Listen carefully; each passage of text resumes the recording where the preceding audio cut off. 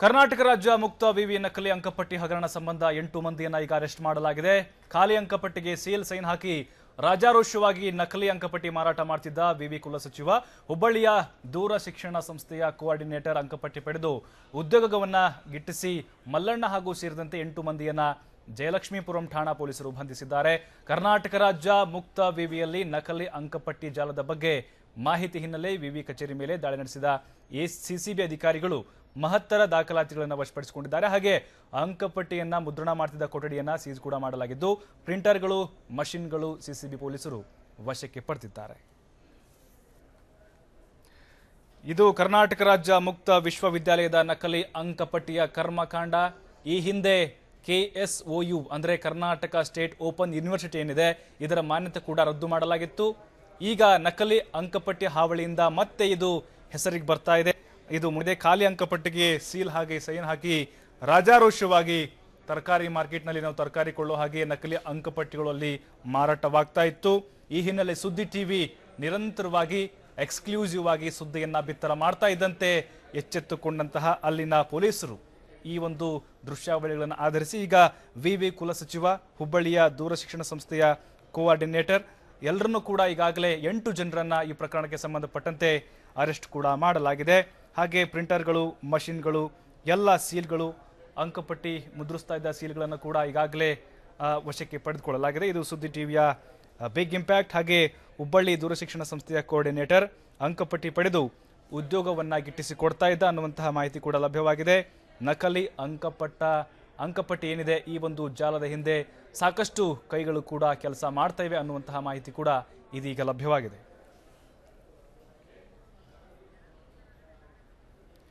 KSOU ಅಂದ್ರೆ Karnataka state open university ಏನಿದೆ ಕರ್ನಾಟಕ ರಾಜ್ಯ ಮುಕ್ತ ವಿಶ್ವವಿದ್ಯಾನಿಲಯ, ಈ ಹಿಂದೆ ಮಾನ್ಯತೆಯನ್ನ ರದ್ದುಗೊಳಿಸಲಾಗಿತ್ತು. ಅದರಿಂದ ಸಾಕಷ್ಟು ಸಾವಿರಾರು ಅಭ್ಯರ್ಥಿಗಳು ಆತಂಕಕ್ಕೀಡಾಗಿದ್ರು. ಈಗ ಮತ್ತೆ ನಕಲಿ ಅಂಕಪಟ್ಟಿಯನ್ನ ಮುದ್ರಿಸಿಕೊಡುವಲ್ಲಿ ಈಗ ಮತ್ತೆ ಮುನ್ನೆಲೆಗೆ ಬಂದು ನಿಂತಿದೆ. ಈಗಾಗಲೇ 8 ಜನ ಅರೆಸ್ಟ್ ಮಾಡಲಾಗಿದೆ. ಇನ್ನು ಕರ್ನಾಟಕ ರಾಜ್ಯ ಮುಕ್ತ ವಿಶ್ವವಿದ್ಯಾನಿಲಯದಲ್ಲಿ ನಡೆದಿರುವಂತಹ ಅಂಕಪಟ್ಟಿ ಹಗರಣವನ್ನ ರಿಜಿಸ್ಟರ್ಡ್ ಚಂದ್ರಶೇಖರ್ ಒಪ್ಪಿಕೊಂಡಿದ್ದಾರೆ. ಹಗರಣ ಸಂಬಂಧ ಪರೀಕ್ಷಾಂಗ ವಿಭಾಗದ ಕುಲಸಚಿವ ಸಿದ್ದರಾಜುವನ್ನ ಬಂಧಿಸುವುದು ಸತ್ಯ ಅಂತ ತಿಳಿಸಿದ್ದಾರೆ. ಈಗಾಗಲೇ ಕೆಲಸದಿಂದ ಅಮಾನತು ಕೂಡ ಮಾಡಲಾಗಿದೆ. ಅದೇ ರೀತಿ ಹಂಗಾಮಿ ನೌಕರ ಶಿವಣ್ಣ ಅವರನ್ನು ಕೂಡ ಕೆಲಸದಿಂದ ಕಿತ್ತು ಹಾಕಲಾಗಿದೆ ಅಂತ ರಿಜಿಸ್ಟರ್ ಚಂದ್ರಶೇಖರ್ ತಿಳಿಸಿದ್ದಾರೆ. ಯೂನಿವರ್ಸಿಟಿಯಲ್ಲಿ ಮಾರ್ಕ್ಸ್ ಕಾರ್ಡ್ ಹಗರಣಕ್ಕೆ ಸಂಬಂಧಪಟ್ಟಂತೆ ಸಿಸಿಬಿಯವರು ಈಗಾಗಲೇ ಅವರ 3 ಜನನ ಅರೆಸ್ಟ್ ಮಾಡಿದ್ದಾರೆ. ಅದರೊಳಗೆ 2 ತಾತ್ಕಾಲಿಕ ನೌಕರರು, ಅವ್ರನ್ನ ನಾವು ಸೇವೆಯಿಂದ ವಜಾ ಮಾಡಿದ್ದೀವಿ. ಒಬ್ಬರು ಪರ್ಮನೆಂಟ್ ಎಂಪ್ಲಾಯಿ, ಒಬ್ಬರು ಅಸಿಸ್ಟೆಂಟ್ ರಿಜಿಸ್ಟ್ರಾರು. ಸೊ ಅವ್ರನ್ನೂ ಕೂಡ ನಾವು ಸೇವೆಯಿಂದ ಅಮಾನತುಪಡಿಸಿದ್ದೀವಿ. ತನಿಖೆ ಪ್ರಗತಿಯಲ್ಲಿದೆ. ಸಿಸಿಬಿಯವರು ಹಾಗೆ ಜಯಲಕ್ಷ್ಮೀಪುರಂ ಪೊಲೀಸ್ ಸ್ಟೇಷನವರು ಕೂಡ ತನಿಖೆಯನ್ನು ಕೈಗೆತ್ತಿಕೊಂಡಿದ್ದಾರೆ. ಈ ಬಗ್ಗೆ ಏನಷ್ಟು ಮಾಹಿತಿ ಕೊಡ್ತಾರೆ ಮೈಸೂರಿನಿಂದ ನೇರ ಸಂಪರ್ಕದಲ್ಲಿ ನಮ್ಮ ಪ್ರತಿನಿಧಿ ರವಿ ಪಾಂಡುಪುರ. ರವಿ, ಮುಖ್ಯವಾಗಿ ನಾವು ಸುದ್ದಿ ಟಿವಿ ನಿರಂತರವಾಗಿ ಆ KSOU ಬಗ್ಗೆ, ಕರ್ಮಕಾಂಡದ ಬಗ್ಗೆ ನಿರಂತರವಾಗಿ ವರದಿ ಮಾಡಿತ್ತು. ಈಗ 8 ಜನರನ್ನ ಬಂಧಿಸಲಾಗಿದೆ ಅನ್ನುವಂತಹ ಮಾಹಿತಿ ಸಿಗ್ತಾ ಇದೆ. ಆ ಒಂದು ಜಾಲದ ಹಿಂದೆ ಮತ್ತೆ ಯಾವ ಕೈಗಳು ಇದೆ ಅಂತ ಕಾಣದ್ದು?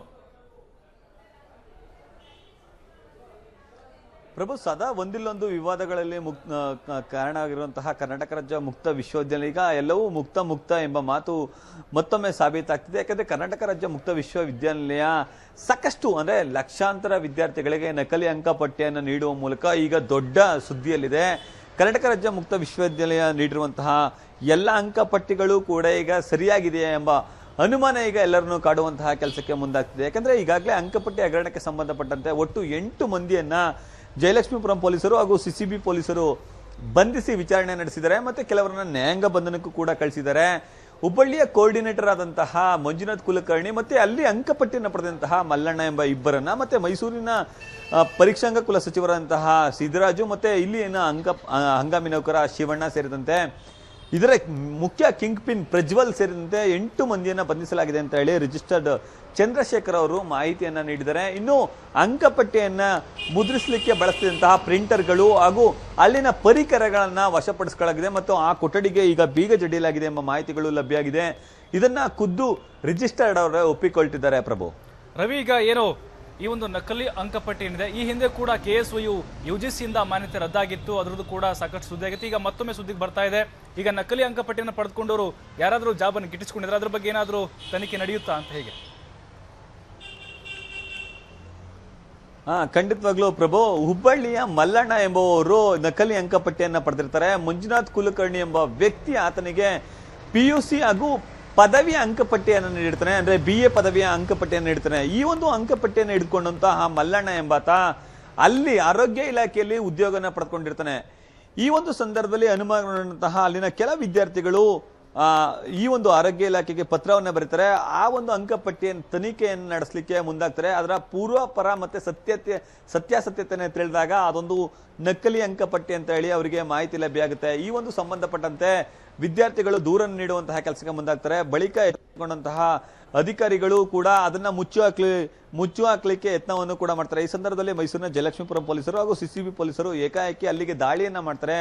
ಮಲ್ಲಣ್ಣನನ್ನ ಬಂಧಿಸ್ತಾರೆ. ಬಂಧಿಸಿ ಆತನನ್ನ ತೀವ್ರ ವಿಚಾರಣೆಗೆ ಒಳಪಡಿಸಿದಾಗ ಆತ ಸತ್ಯವನ್ನು ಒಪ್ಪಿಕೊಳ್ತಾನೆ. ನನಗೆ ಹುಬ್ಬಳ್ಳಿಯ ರೀಜನಲ್ ಇನ್ಸ್ಟಿಟ್ಯೂಟ್ ನಲ್ಲಿ ಕೋಆರ್ಡಿನೇಟರ್ ಆಗಿರುವಂತಹ ಮಂಜುನಾಥ್ ಕುಲಕರ್ಣಿ ಎಂಬಾತ ಈ ಒಂದು ಅಂಕಪಟ್ಟಿಯನ್ನು ನೀಡಿರ್ತಾನೆ. ನಾನು ಆತನಿಗೆ ದುಡ್ಡನ್ನು ಕೊಟ್ಟೆ, ದುಡ್ಡಿಗೆ ಸಂಬಂಧಪಟ್ಟಂತೆ ನನಗೆ ಅಂಕಪಟ್ಟಿಯನ್ನು ನೀಡಿರ್ತಾನೆ ಎಂಬ ಮಾತನ್ನು ಹೇಳ್ತಾರೆ.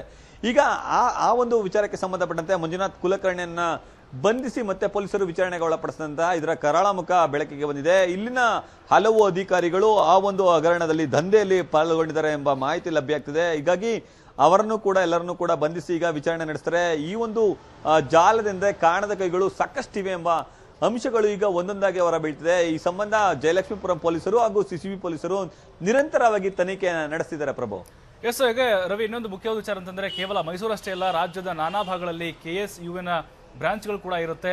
ಅಲ್ಲಿ ಕೂಡ ಇದೇ ಒಂದು ಅವ್ಯವಹಾರ ನಡೀತಾ ಇದೆ ಹೇಗಂತ? ಪ್ರಭು, ಖಂಡಿತವಾಗ್ಲೂ ಪ್ರಭು. ಕೇವಲ ರಾಜ್ಯ ಅಷ್ಟೇ ಅಲ್ಲ, ತಮಿಳುನಾಡು, ಕೇರಳ, ಆಂಧ್ರ ಪ್ರದೇಶ ಹಾಗೆ ಹೊರ ರಾಜ್ಯದಂತಹ ಶ್ರೀಲಂಕಾ, ನೇಪಾಳ ಸೇರಿದಂತೆ ಹಲವು ದೇಶಗಳಲ್ಲೂ ಕೂಡ KSOUನ ಬ್ರಾಂಚ್ ಇದೆ. ಕೇವಲ ಕರ್ನಾಟಕ ರಾಜ್ಯ ಮುಕ್ತ ವಿಶ್ವವಿದ್ಯಾಲಯದ ಮಾನ್ಯತೆ ಪಡೆದಿದೆ ಎಂಬ ಬೋರ್ಡ್ ನಾವು ಇಟ್ಕೊಂಡು ಈ ಒಂದು ಶಿಕ್ಷಣ ಸಂಸ್ಥೆಗಳು ದಂಧೆಯನ್ನೇ ನಡೆಸಿವೆ. ಒಂದೊಂದು ಇನ್ಸ್ಟಿಟ್ಯೂಟ್ಗಳು ಇಡೀ ದೇಶಾದ್ಯಂತ 70-80 ರೀಜನಲ್ ಸೆಂಟರ್ಗಳನ್ನ ತೆಗೆದುಕೊಂಡಿರ್ತವೆ. ಅಲ್ಲಿ ಯಾವುದೇ ಪಠ್ಯಕ್ರಮ ನಡೆಯಕ್ಕಿಲ್ಲ, ಯಾವುದೇ ಪಾಠ ಪ್ರವಚನಗಳು ನಡೆಯಲಿಲ್ಲ, ಅಥವಾ ಯಾವುದೇ ಪರೀಕ್ಷೆಗಳು ಕೂಡ ಅಥವಾ ಮೌಖಿಕ ಪರೀಕ್ಷೆಗಳು ಕೂಡ ನಡೆಯಕ್ಕಿಲ್ಲ. ಅಂತಹ ವಿದ್ಯಾರ್ಥಿಗಳೆಲ್ಲರಿಗೂ ಕೂಡ ಅಂದ್ರೆ ಅಲ್ಲಿ ಕೇವಲ ಫೀಸ್ ಅನ್ನು ಕಟ್ಟಿದವರಿಗೆ ಒಂದು ಲಿಸ್ಟ್ ಅನ್ನು ಹಾಕಿಕೊಳ್ತಾರೆ. ಆ ಒಂದು ಲಿಸ್ಟ್ ಅನ್ನು ಇಟ್ಕೊಂಡು ಮೈಸೂರಿಗೆ ಆಗಮಿಸ್ತಾರೆ.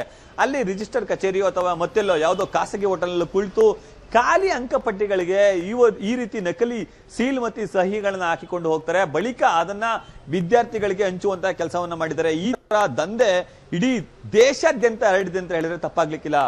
ಪ್ರಭು, ರವಿ, ಹಾಗೆ ಈ ಒಂದು ಪ್ರಕರಣಕ್ಕೆ ಸಂಬಂಧಪಟ್ಟಂತೆ ಮತ್ತೆ ಯಾರನ್ನಾದ್ರೂ ಬಂಧಿಸುವಂತಹ ಸಾಧ್ಯತೆ ಏನಾದರೂ ಅದ್ರ ಬಗ್ಗೆ ತಮಗೆ ಮಾಹಿತಿ ಸಿಕ್ಕಿದೆಯಾ? ಪ್ರಭು, ಖಂಡಿತವಾಗ್ಲೂ ಪ್ರಭು. ಈಗಾಗಲೇ ಪರೀಕ್ಷಾಂಗ ಕುಲಸಚಿವರಾದಂತಹ ಸಿದ್ದರಾಜನನ್ನ ಬಂಧಿಸುವಂತಹ CCB ಪೊಲೀಸರು ಇನ್ನೂ ಕೂಡ KSOUನಲ್ಲೇ ವಿಚಾರಣೆ ನಡೆಸ್ತಿದ್ದಾರೆ. ಈಗಲೂ ಕೂಡ KSOUನಲ್ಲೇ ಬೀಡು ಬಿಟ್ಟಿದ್ದಾರೆ. ಜಯಲಕ್ಷ್ಮೀಪುರಂ ಠಾಣೆಗೆ ಕರೆದೋಗಿರುವಂತಹ ಅಂದ್ರೆ ಈ ಆರೋಪಿಗಳನ್ನ ಕರೆದೋಗಿರುವಂತಹ ಪೊಲೀಸರು ಅವರನ್ನ ತೀವ್ರ ವಿಚಾರಣೆಗೆ ಒಳಪಡಿಸಿದ್ದಾರೆ. ಆ ವ್ಯಕ್ತಿಗಳು ಯಾರ ಹೆಸರನ್ನ ಹೇಳ್ತಾರೆ ಅವರನ್ನ ಬಂಧಿಸುವಂತಹ ಲಕ್ಷಣಗಳು ಗೋಚರಿಸುತ್ತವೆ. ಈ ಒಂದು ಆತಂಕದಿಂದಲೇ ಈಗ ಬಂದಿರುವಂತಹ ಮತ್ತೊಂದು ಆಘಾತಕಾರಿ ವಿಷಯ ಅಂತಂದ್ರೆ ಇಲ್ಲಿನ ಕುಲಪತಿಗಳೇ ನಾಪತ್ತೆಯಾಗಿದ್ದಾರೆ. ಇಲ್ಲಿನ ಕುಲಪತಿ ಶಿವಲಿಂಗಯ್ಯ ಅವರು ಈಗಾಗಲೇ KSOUನ ಬಿಟ್ಟು ಹೋಗಿದ್ದಾರೆ, ಅಂದ್ರೆ ರಜೆ ಮೇಲೆ ತೆರಳಿದ್ದಾರೆ ಎಂಬ ಮಾಹಿತಿಗಳು ಈಗ ಲಭ್ಯ ಆಗ್ತಿದೆ. ಯಾಕಂದ್ರೆ ಇಲ್ಲಿನ ರಿಜಿಸ್ಟರ್ಡ್ ಮಾತ್ರ ಈಗ ನಮಗೆ ಲಭ್ಯ ಇದ್ದಾರೆ. ಇಲ್ಲಿನ ಕುಲಪತಿಗಳು ಲಭ್ಯಕ್ಕೆ ಸಿಗ್ತಿಲ್ಲ. ಪ್ರಭು, ಓಕೆ, ಇದು ನಮ್ಮ ಪ್ರತಿನಿಧಿ ರವಿ ಪಾಂಡುಪುರ ಹೆಚ್ಚಿನ ಮಾಹಿತಿ ಕೊಟ್ಟಿದ್ದಾರೆ. Thank you Ravi.